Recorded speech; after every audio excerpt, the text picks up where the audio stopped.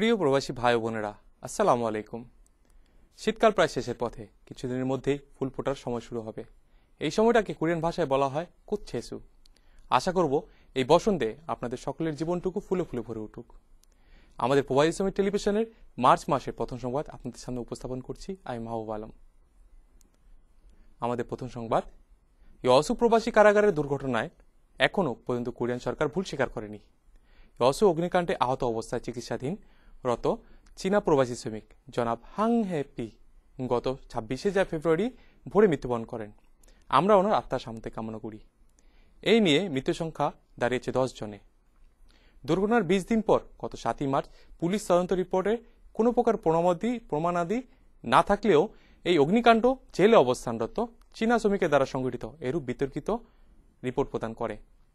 সরকার এই দুর্ঘটনাকে শীঘ্র আর্থিক ক্ষতিপূরণের মাধ্যমে সমাধান করার চেষ্টা করলেও মৃত্যু পরিবারগুলি থেকে তা গ্রহণে অস্বীকৃতি জানিয়ে সঠিক তদন্ত রিপোর্ট ও সমাধানের দাবি জানায়। 9 মার্চ সরকার পক্ষ থেকে অনুষ্ঠিত ক্ষতিপূরণ আলোচনার পর্বে মৃত্যুর পরিবারজন আশানুরূপ কোনো সমাধান পায়নি। এদিকে ইয়সু সামাজিক মোর্চা সরকারি রিপোর্টের নিন্দা ও প্রবাসী শ্রমিকদের আইনের পরিবর্তনের দাবিতে আলোর মিছিলের আয়োজন করে। এতে বহু সংখ্যক প্রবাসী শ্রমিকরা অংশগ্রহণ করেছিল। আমাদের পরবর্তী সংবাদ, ইয়সু অগ্নিকাণ্ডের মাধ্যমে প্রবাসী শ্রমিকদের মানবাধিকার হরণের চিত্র ফুটে উঠেছে। এবারের এই 11 ফেব্রুয়ারি অগ্নিকাণ্ডের ঘটনাতে প্রবাসী শ্রমিকদের মানবাধিকার হরণ করেছে। তদন্তে অগ্নিকাণ্ডের সূত্রপাতের সময় জেলে আটকরত প্রবাসীগণ দরজা খোলার জন্য চিৎকার করলেও পাহারাদার সিকিউরিটি গার্ডেরা 9 মিনিটের মধ্যেও দরজা খুলেনি। আহতদের 3য় তলায় কারাগার হতে 2য় তলায় বন্দী করে এবং আহতরা তা প্রতিবাদ করলে নিচ তলায় বন্দী করে রাখা হয়। জীবিত বন্দীদের হাসপাতালে হাতকড়া পরিয়ে রাখা হয়। যখন সাংবাদিকরা আসা শুরু করে ঠিক তখনই হাতকড়া খোলা হয়। পারিবারিক সমর্থন না নিয়ে বিনা কারণে মৃত্যুর পোস্টমর্টম করা হয়। অবশিষ্ট কয়েদিদের কোনো প্রকার চিকিৎসা না করে চংজু ডিটেনশন সেন্টারে প্রেরণ করে ও পরে স্বদেশ প্রত্যাবর্তন করানো হয় এবং দুজন মহিলা শ্রমিকের বন্দীদের উপর ইমিগ্রেশন শারীরিক নির্যাতন করার খবর প্রকাশ করা যায়। সবচেয়ে বড় সমস্যা হলো মানবাধিকার বিরোধী এই ঘৃণ্য ধরপাকড় ইমিগ্রেশন এখনো চালিয়ে যাচ্ছে।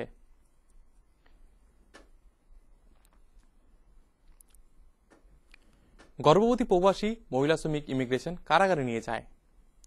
গত 26 ফেব্রুয়ারি সিউলের এক শিল্প উৎপাদন এলাকায় এই ঘটনাটি ঘটে। 8 মাসের গর্ভধারী এই ফিলিপিনো মহিলা টেলিফোন বিল দেওয়ার সময় ইমিগ্রেশন কর্তৃক আটক হয়। গর্ভধারণের কথা বলা হলেও নির্দয় কর্তৃপক্ষ তাকে জোরপূর্বক ধরে সিউল মুক্তংয়ে কারাগারে নিয়ে যায়। প্রচণ্ড মানসিক ও শারীরিক যন্ত্রণায় অস্থির এই মহিলার কোনো প্রকার চিকিৎসা ব্যবস্থা ইমিগ্রেশন করেনি। খবর পেয়ে শুভাকাঙ্ক্ষী ফিলিপিনো অ্যালায়েন্স কাসামাকো ও মাইগ্রেন্ট ট্রেড ইউনিয়নের কর্মীগণ ইমিগ্রেশন কর্তৃক মুক্তির দাবি জানায়। প্রথমে 1 কোটি কোরিয়ান ওনি জামানতের কথা বলা হলেও পরে ডাক্তারের পরামর্শে ও শুভাকাঙ্ক্ষীদের চাপের মুখে অস্থায়ী মুক্তি লাভ করেন। আমরা আশা করব এ জাতীয় মহিলাদেরই যেন আর ধরপাকড় না করা হয়। কোরিয়াতে শ্রমিক আমদানিকারক দেশ 10 হতে 15টি করা হয়েছে। গত 22 ফেব্রুয়ারি শ্রম মন্ত্রণালয় প্রবাসী শ্রমিক পরিকল্পনার ঘোষণা প্রদান করেন। রিপোর্টে এবছরের মোট প্রবাসী গ্রহণ করা হবে মোট 1,09,000 জন, যা কিনা বিগত বছর হতে 4,000 জন অধিক। এমওইউ বা শ্রম নির্ধারণ দেশগুলোর আওতায় বিগত বছরে মোট 10টি দেশ হতে বর্তমানে আরও 5টি দেশ বৃদ্ধি করে বর্তমানে আমাদের বাংলাদেশ সহ নেপাল, বার্মা, কিরগিজস্তান, পূর্ব তিমুর দেশগুলো বৃদ্ধি পেয়েছে। 1 বছরের নিচে কোরিয়াতে অবস্থানরত আদি কোরিয়ান বা ধুংফু যাদের পূর্বপুরুষ কোরিয়ান ছিল তাদের জন্য ভিসা ব্যবস্থা শুরু করা হয়েছে। গত 5 মার্চ হতে এই কার্যক্রম শুরু হয়েছে।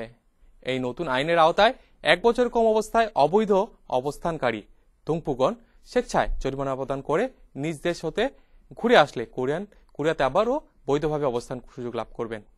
আর যদি নির্দিষ্ট সময়ের মধ্যে দেশ ত্যাগ না করে তবে 3 মাসের সময়ের অবৈধদের আবার আসার সুযোগ এবং তার অধিকদের এই সুযোগ হতে বঞ্চিত করা হবে বলে জানা যায়। এই আইনের আওতায় আনুমানিক 4,500 জন চাইনিজ কোরিয়ান ও রাশিয়ান কোরিয়ানগণ বৈধভাবে কোরিয়াতে থাকার সুযোগ লাভ করবেন। প্রবাসী পরিবার প্রতিরক্ষা ও সেবার ব্যবস্থার নতুন আইন সংসদে উপস্থাপন করেছে।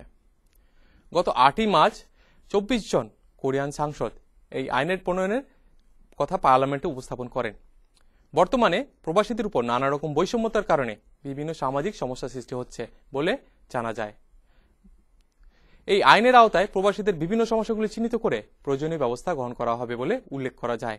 এছাড়া কোরিয়াতে অবস্থানের সময় ও নিজ দেশে গমন করে কোরিয়াতে ত্যাগের পর সমস্যাগুলো সমাধানের পদক্ষেপ গ্রহণ করা হবে বলে জানা যায়। বিশেষ করে প্রবাসী শিশুদের জন্য নিজ ভাষায় লেখাপড়ার ব্যবস্থা গ্রহণ করা হবে। ইউরোপের অর্থনীতিতে প্রবাসী শ্রমিকদের অবদান। ইউরোপের প্রত্যেকটি দেশের অর্থনীতি রিপোর্টে সে দেশগুলোর প্রবাসী শ্রমিকদের বিশেষ অবদানের চিত্র ফুটে উঠেছে। বিগত 10 বছরে যাবৎ ইউরোপের সর্বাপেক্ষা ধনী দেশ হিসেবে পরিচিত স্পেনের 4,44,00,000 জনসাধারণের মধ্যে 46,00,000 বা 10% অধিক প্রবাসী শ্রমিক অবস্থানরত। এছাড়া ইংল্যান্ডের প্রবাসীদের পর্যাপ্ত কর্মসংস্থান প্রদান করার মাধ্যমে দেশটি দ্রুত অর্থনৈতিক উন্নতির দিকে অগ্রসর হচ্ছে। 2004 এবং 2005-এর রিপোর্ট অনুযায়ী 5.3 উন্নতি হয়েছে ইংল্যান্ডের, যার মধ্যে প্রবাসী শ্রমিকদের অবদান ছিল 0.9%। অপরদিকে প্রবাসীদের জন্য সুষ্ঠু ব্যবস্থা না থাকার কারণে ফ্রান্স এবং জার্মানিতে অর্থনৈতিক অবনতি যথাক্রমে 2.2 ও 1.5% নেমে এসেছে। সিউলে কোরিয়া আমেরিকান মুক্তবাজার অর্থনীতির 8ম চুক্তি বৈঠক। সিউলের এই বৈঠক গত 8 মার্চ অনুষ্ঠিত হয়েছে। এবারের বৈঠকে টেক্সটাইল, কৃষিপণ্য, ঔষধ দ্রব্যের উপর চুক্তি স্বাক্ষরিত হবে। আমেরিকান পক্ষের চুক্তি সম্পাদনকারী ওয়েন্ডি কার্টার বলেন, এই মুক্তবাজার চুক্তি গরুর মাংস আমদানি করাকে কোনোভাবেই বাদ দেওয়া যাবে না। তার মানে এই চুক্তির মাধ্যমে গরুর মাংসকে অবশ্যই আমদানি করতে হবে। তিনি আরও বলেন, এই চুক্তির মাধ্যমে আমেরিকার গাড়ি প্রস্তুতকারক প্রতিষ্ঠান কোরিয়াতে মুক্তভাবে বাণিজ্য করার ব্যাপারে সমর্থন লাভ করার কথা ঘোষণা করেছেন। এদিকে the citizen coalition of economics জাস্টিসের মতে এই চুক্তিতে আমেরিকা তাদের স্বার্থ ভালোভাবে লুফে নিয়ে কোরিয়ার ভবিষ্যৎ প্রজন্মকে অন্ধকারের দিকে ঠেলে দিচ্ছে। এই চুক্তির প্রতিবাদে সিউলে মুক্তবাজার চুক্তির বিরোধী সমাবেশের আয়োজন করা হয়। আফগানিস্তানে কোরিয়ান সেনার মৃত্যুবরণ। বিগত 27 ফেব্রুয়ারি আফগানিস্তানে অবস্থানরত কোরিয়ান আর্মি সার্জেন্ট ইউন জাং সু তালেবান আত্মঘাতী বোমা হামলায় নিহত হন। ওনার শেষকৃত্য 5 এপ্রিল অনুষ্ঠিত হয়। আমরা ওনার আত্মার শান্তি কামনা করছি। এই যুবকের অকাল মৃত্যুতে দেশটিতে শোকাহত প্রায় 350টি সামাজিক সংগঠন এদিন তার স্মরণে আলোর মিছিলের অংশ নেয়। মিছিলে দ্রুত কোরিয়ান সেনা বিভিন্ন দেশ হতে উঠিয়ে নেবার দাবি জানানো হয়। কোরিয়াতে অবস্থানরত ভিসাপ্রাপ্ত প্রবাসীরা ইন্টারনেটের মাধ্যমে রিএন্ট্রি পারমিট আবেদন করতে সক্ষম হবেন। ইমিগ্রেশনের ইন্টারনেটের হোম পেজের মাধ্যমে রেজিস্ট্রেশন করে ভিসাপ্রাপ্ত প্রবাসীগণ সহজে আবেদন করতে পারবেন। এই সুবিধা শুধুমাত্র ভিসাপ্রাপ্তদের বেলায় প্রযোজ্য। নিজ দেশে যাওয়ার বেলায় এই ব্যবস্থা ইন্টারনেটের মাধ্যমে করা হবে বলে ইমিগ্রেশন কর্তৃপক্ষ জানিয়েছেন। ইবিএস এর সারাংহ কোরিয়া প্রোগ্রামে অংশগ্রহণ করার সুযোগ। ইবিএস রেডিও 104.5 মেগাহার্টসে রবিবার সকাল 9টা হতে 10টা পর্যন্ত এই অনুষ্ঠানটি কোরিয়াতে অবস্থানরত প্রবাসী শ্রমিক ও কোরিয়ানদের জন্য চালু করা হয়েছে। আপনি যদি কোরিয়ান গান ভালোবাসেন বা আপনার পছন্দের গান শুনতে চান বা এই অনুষ্ঠানের মাধ্যমে যদি কিছু বলতে চান, তাহলে সরাসরি 02-526-2044 ও 02-526-2004 সাথে যোগাযোগ করার জন্য আহ্বান করা হচ্ছে। অংশগ্রহীদের জন্য বিশেষ পুরস্কারের ব্যবস্থা আয়োজন করা হয়েছে। তাই আপনারা যারা গান গেতে ইচ্ছুক বা গান শুনতে ইচ্ছুক তারা এখানে যোগাযোগ করার জন্য অনুরোধ করা হচ্ছে। 36তম বাংলাদেশি মহান স্বাধীনতা দিবস অনুষ্ঠান উড়ি মাইগ্রেন্ট অ্যাসোসিয়েশনের পক্ষ থেকে 경기도 부천의 송구리তে 25শে মার্চ বেলা 3 ঘটিকায় অনুষ্ঠিত হবে। এদিন স্বাধীনতার অনুষ্ঠানে দেশীয় সাংস্কৃতিক অনুষ্ঠান, নাটক প্রভৃতির ব্যবস্থা গ্রহণ করা হয়েছে। আশা করব আপনারা অংশগ্রহণ করে অনুষ্ঠানকে প্রাণবন্ত করে তুলবেন। Office of the United Nation High Commissioner of human rights এর মতে বা OHCHR এর মতে কোরিয়ার এশিয়ার মানবাধিকার রক্ষার ক্ষেত্রে দক্ষিণ কোরিয়া গুরুত্বপূর্ণ ভূমিকা পালন করবে বলে জানিয়েছেন।